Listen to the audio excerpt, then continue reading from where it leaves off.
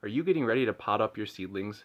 In this video, I go over why you may be wasting your time. Welcome to Small Farm Efficiency, where I track and analyze data on my 1/8 acre farm and share with you the best ways to grow and sell vegetables for small farms. So what is potting up? Potting up is when you take your seedlings that have been planted in something like this and then moving them into something like this.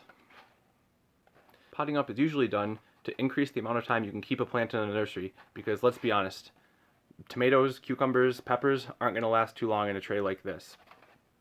So it makes a lot of sense to pot them up into something like this where they'll be able to last a lot longer indoors or in a greenhouse before planting them out into the field. So I have a couple of problems with potting up.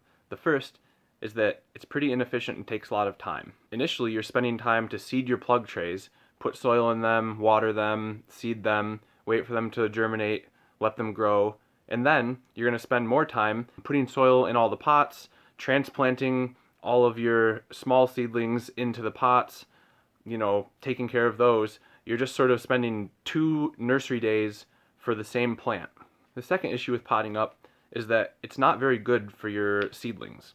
Anytime you're messing with the roots, moving them around, transplanting into the ground, or just transplanting into a bigger pot, it's going to be pretty stressful for the seedling, and the seedling will go through transplant shock. You want to minimize the number of times you're doing this, and so potting up, to me, just adds an additional step where your plant is going through transplant shock before it's going to go through its final transplant shock when you plant it out into the field. Another thing to mention is that if you're a little bit off on your timing when you're potting up from the smaller plug trays into the bigger nursery pots, your seedlings are going to get root bound, and so then when you pot them up, they're going to have a lot harder time growing out into the bigger pot, so you're just kind of setting yourself back unless you have your timing perfect. However, if you directly seed into the larger nursery pots, they won't get root bound for a much longer time, and they also won't be going through that transplant shock multiple times. So that's another reason why I think it's a lot better to just directly seed into the bigger nursery pots than it is to grow in the smaller plug trays and then pot up into the nursery pots. Another issue I just thought of that I wasn't initially planning on talking about is that potting up just takes more supplies because you're going to need your small plug trays that you initially plant into, and then you also need to have your bigger pots that you're going to transplant into, so that's quite a bit of supplies that you need if you're planning to pot up your seedlings. In addition, you're going to have to clean out all of that stuff if you're planning to reuse it, so that's just a bunch of extra time that you're going to be spending cleaning your trays when you could be spending your time in better ways during the growing season. So I know what you're thinking. There's no way you can leave tomato plants in something like this the entire time before you transplant them out into the field, and that's definitely not what I'm saying you should do.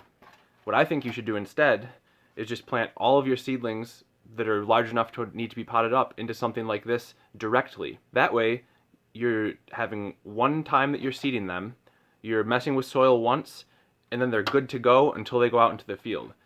There's a lot less to clean because you only have one set of things. You're not going to have to clean these after you transplant everything and pot up into your bigger pots. Now, one problem you might run into seeding into bigger pots like this is poor germination.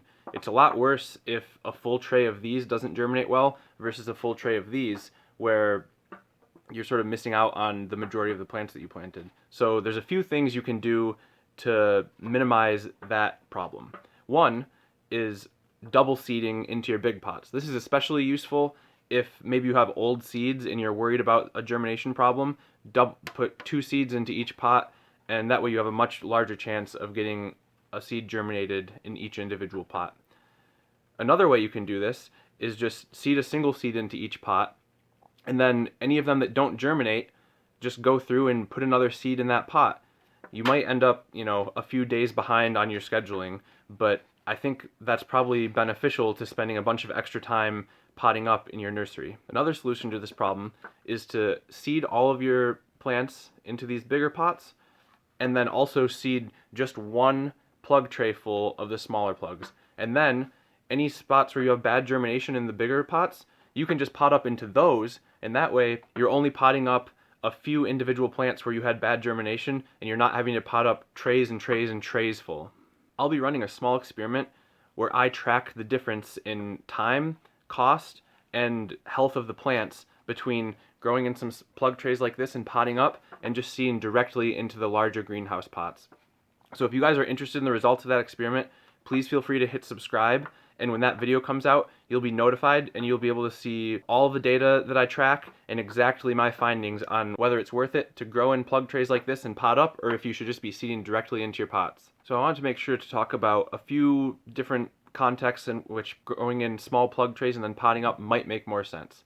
The first is that if you have old seeds and you're really worried about bad germination rate, you definitely don't want to be taking up your nursery space with tons and tons of larger nursery pots when a lot of them just might not end up germinating. So if you have really old seeds or you're really worried about germination rate, it might make more sense for you to grow in smaller plug trays and then pot up. The second situation is if you're growing in a really limited space. So maybe you don't have room for all kinds of larger nursery pots in your seed starting station.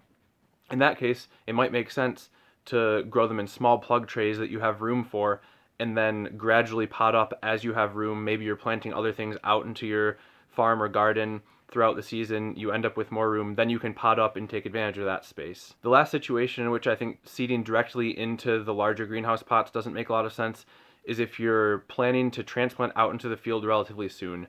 Maybe you got a late start on seeding in your greenhouse or nursery space, or maybe it's just the middle of the season, you're planting a second succession of something. For whatever the reason, if you only have a few weeks before you want to move something out to the field from your seed starting station, from your nursery area, then it definitely makes sense to just plant in the smaller plug trays and then transplant when the seedlings are small. It doesn't make much sense to take up all the space that you would with the larger nursery pots. And so just for context, something like a 50-cell plug tray, your tomato, pepper, cucumber plants, they're going to be able to be okay in that for maybe up to a month before you're going to have to pot them up if you decide to.